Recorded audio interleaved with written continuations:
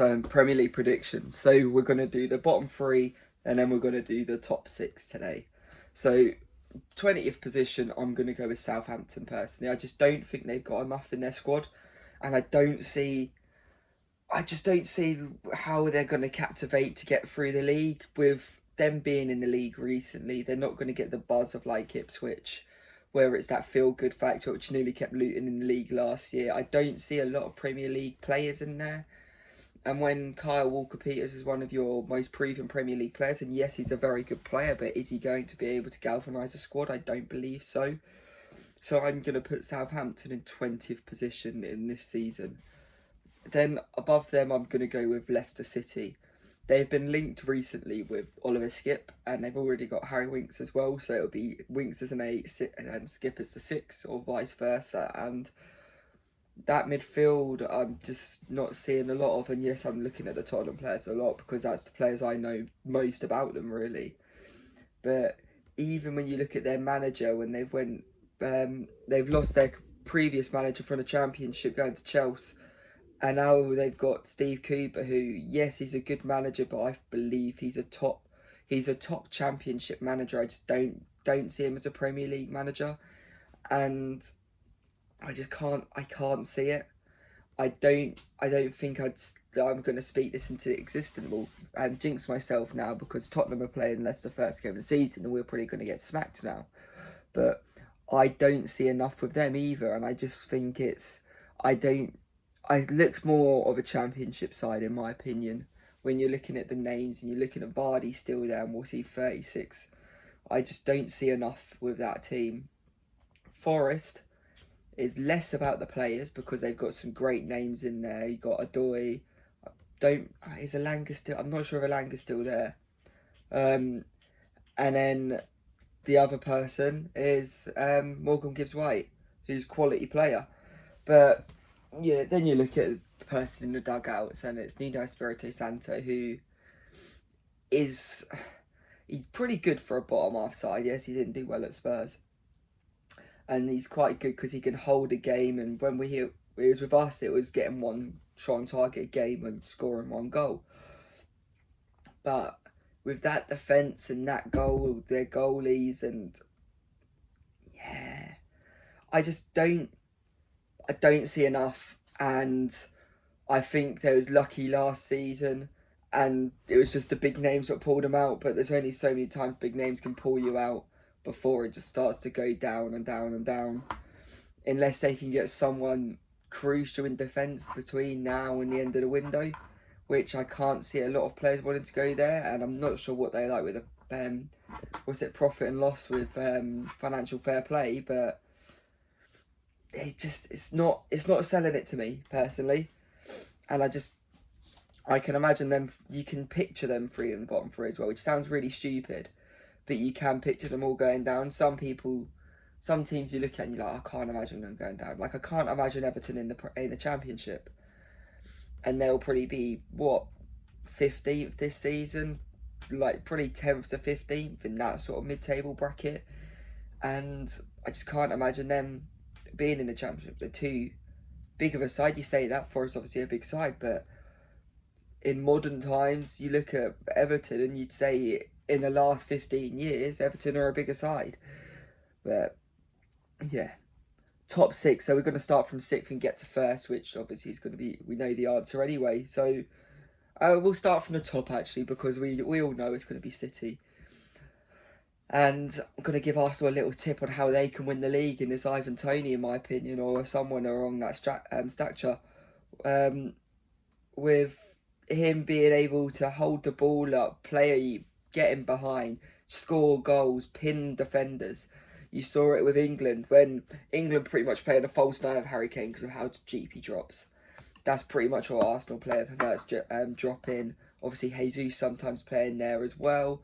They had Trossard sometimes playing through the middle last season, but not really a lot, only on the odd occasion. And you put Toney in that squad, and goal scoring isn't an issue for Arsenal. They was one of the top goal scorers in the league. Scored the most in their history, I believe, last season. Hardly conceded as well. So they're quality in every single spot. But They need a 9, not to start every game, but to be there if they need him. And it was the games at Liverpool, Chelsea, and City last season, where they was trying to dig in and then trying to play out. And when you've not got that player up top who's just going to stand there, he's going to take the ball up, it's very hard to, and it's very hard to get out and play your way through a side like City. And if they had Tony, which we saw with England, he can make something happen in the last 10-15 minutes. And obviously he's not going to just want to be playing those, but he could start from and they'd still score lots of goals. But for those big games, him coming off the bench is just, you saw it. I'm going to bring Tottenham into it again, and nowhere near the level of Tony when he was at Spurs anyway.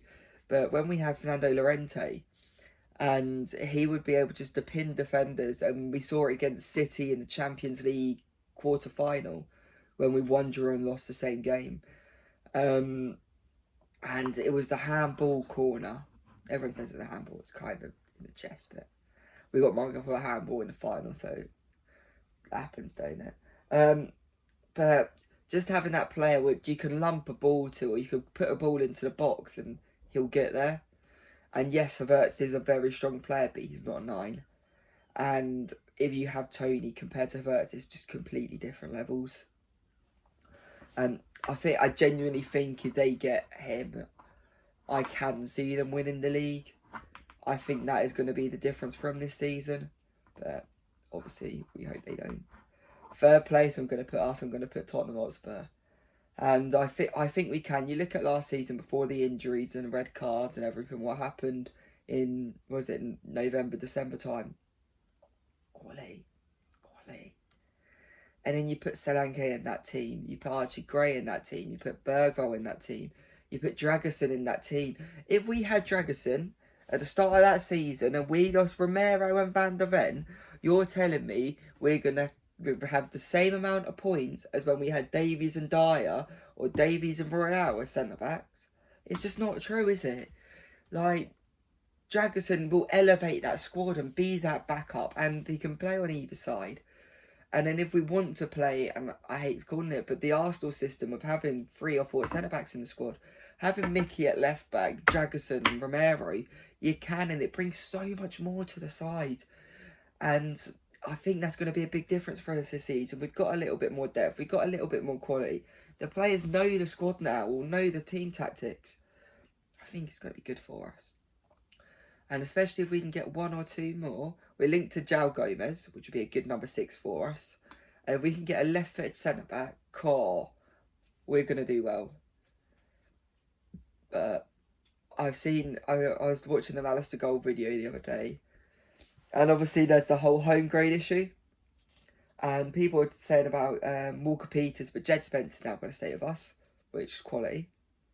Also, Jed Spence compared to Emerson Royale we've got now, so yeah. But Alistair Gold was saying that we should go, might look at Carter Vickers because Ange knows him, he's homegrown. And that worries me. Yes, he done well in Scotland, but that worries me. Carter Vickers playing in the Prem.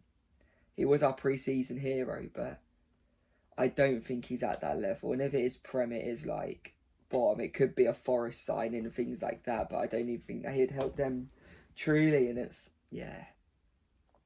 But I'm not sure how we're going to work out with that home grade issue. I'm not going to pretend I know the answers because I don't. Yeah, just hopefully it all goes well, really. But we need a left-footed centre-back and we need a number 6. And I've seen Skips obviously linked away. We've got a few more going out the door. Lo Celso, we've got Hill. Solomon now is like 7th choice winger. He's pretty want to go. Like, there's a few players in there, obviously not really affecting the squad, but Alfie Whitman, will they keep Forster? Maybe as a squad player, but Brandon Austin looks like he's earned a good spot and I just trust him quite a lot. So, yeah, we'll see with that. Then, 4th place, I'm going to go with Liverpool. I genuinely think they're going to be class.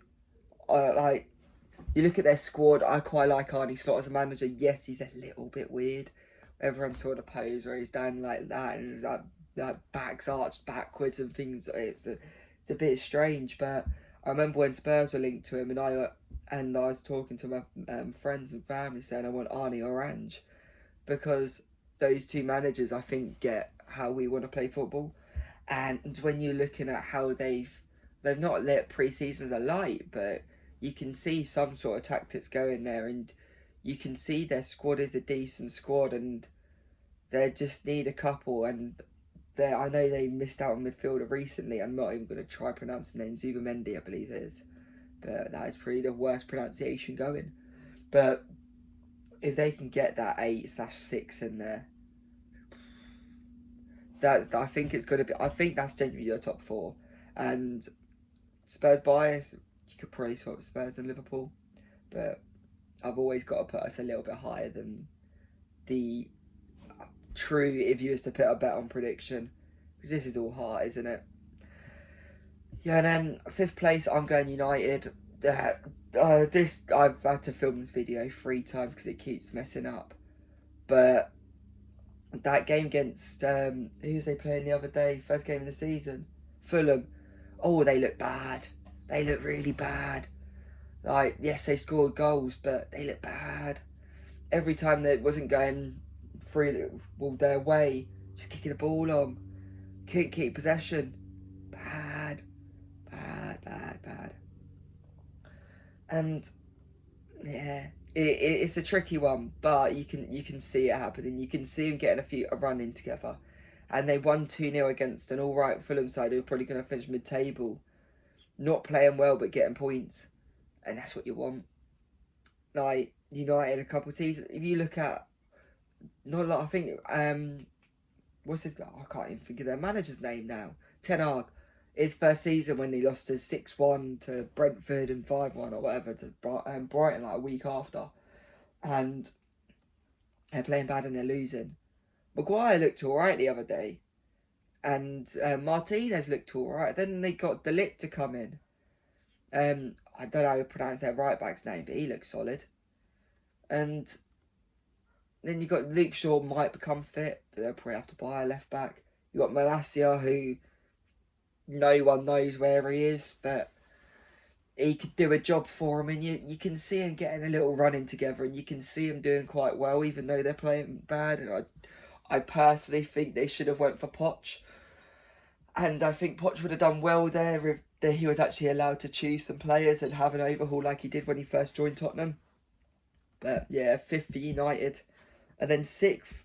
Well, I genuinely think you could probably switch out United, Villa, Newcastle. You might say Chelsea, Palace, Brighton. There's a few, West Ham. You could put them all, and they could all finish 5th or 6th, and it wouldn't be a surprise. But I'm going for Villa. I think Champions League will be a little bit of a detriment, but not too much. They've got a nice little squad going on there. Unai Emery is the best 2nd level manager you can get. Because there is that little league, which I know Spurs are always bottom of the big 6 and whatever. Yeah, we are the worst of the big 6. But you look at the other teams in the Premier League, and I don't think you can get really a better manager than that. Obviously, there's the anomalies, like when Ancelotti, some reason, went to Everton. But I think that's one of the best managers you can get. But then you're looking at West Ham, they've got Lopetegui. But yeah, I genuinely think Villa are going to come 6th. I think they're going to lose out in the group stages they come into. Actually, no, there's no dropouts in Europa League this year, is there? So yeah, they'll just drop out of Champions League and focus on the league. Might have a little cup run, but you're looking at that side, and then they're looking to sign some more players. They're still linked to Lo Celso. Could go well. Could go really well. So yeah, that's my bottom 3. Let's go again. Southampton bottom, then Leicester, and then Forest. And then we're going to go City top of the league, Arsenal 2nd, Spurs 3rd, Liverpool 4th, United 5th, and Villa 6th. Let me know what you think, and I will see you on the next one. Peace.